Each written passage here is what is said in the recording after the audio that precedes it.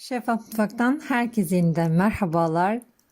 Basit tariflerin ne kadar lezzetli hale gelebileceğini gösteren bir tarifle geldim. Hem çok lezzetli olacak hem de çok kolay 5 dakikada hazırlayıp ertesi gün tüketebileceğiniz nefis bir tarif. Üstelik istediğiniz meyveyi de kullanabilirsiniz. Bir tane muz, bir tane kivi, birkaç tane de çileği böyle küp küp doğruyorum. Bunları biraz limon suyu ile birlikte karıştıracağım ki tatlımın içine kararmasın diye.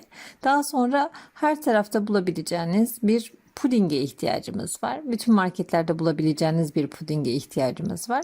İstediğiniz marka kullanabilirsiniz. Bazısı 500 mililitrelik süt için oluyor. Bazısı 750 mililitrelik süt için oluyor. Benim aldığım 750 mililitrelik süt için de 1 su bardağı eksik süt koydum. Bu da kıvamını daha iyi tutturmak için. Ve içine petibör bisküvi kullanacağız. Bu da fazladan olan bütün suyunu çekecek. Vanilyalı bir puding kullanabilirsiniz. Çikolatalı bir puding kullanabilirsiniz. Bal bademli de çok yakışır. Karamelli de çok yakışır. Orası tamamen size kalmış. Şimdi gördüğünüz gibi ocağın üzerine aldım ve güzelce pişirdim. Böyle puding kaplarım var. Böyle puding kaplarınız yoksa herhangi bir cam küçük kaselere ya da daha büyük bir kek kalıbında dahi bu tarifi yapabilirsiniz.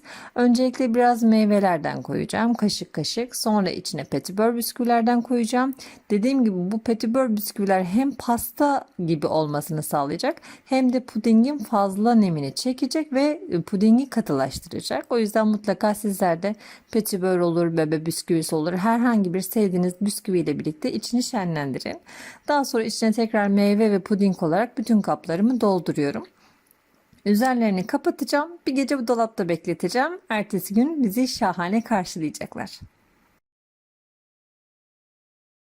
Eminim bu kalıpları bana çok soracaksınız nereden aldınız diye. Şok Market'e gelmişti, ben oradan aldım. Ama ben pasta malzemesi satan ya da züccaciyelerde bulabileceğinizi düşünüyorum. Puding kalıbı, helva kalıbı olması için mükemmel. Çünkü üstteki o tıpayı çıkardığınız zaman kolayca kendini bırakıyor. Hiç zorlanmıyorsunuz. Bu kalıplardan bu tarifle 8 tane falan çıkıyor. 8 adet çıkıyor.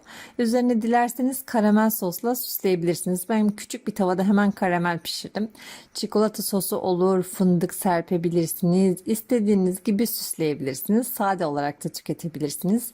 Kaşık kaşık meyveye pasta tadında doyabileceğiniz nefis bir lezzetti, nefis bir tarifti. İnşallah sizler de bu lezzetli tarifi denersiniz ve beğenirsiniz.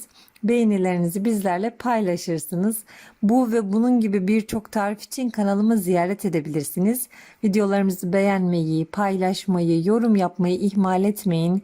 Yeni tariflerde görüşmek üzere. Hoşça kalın, afiyetle kalın.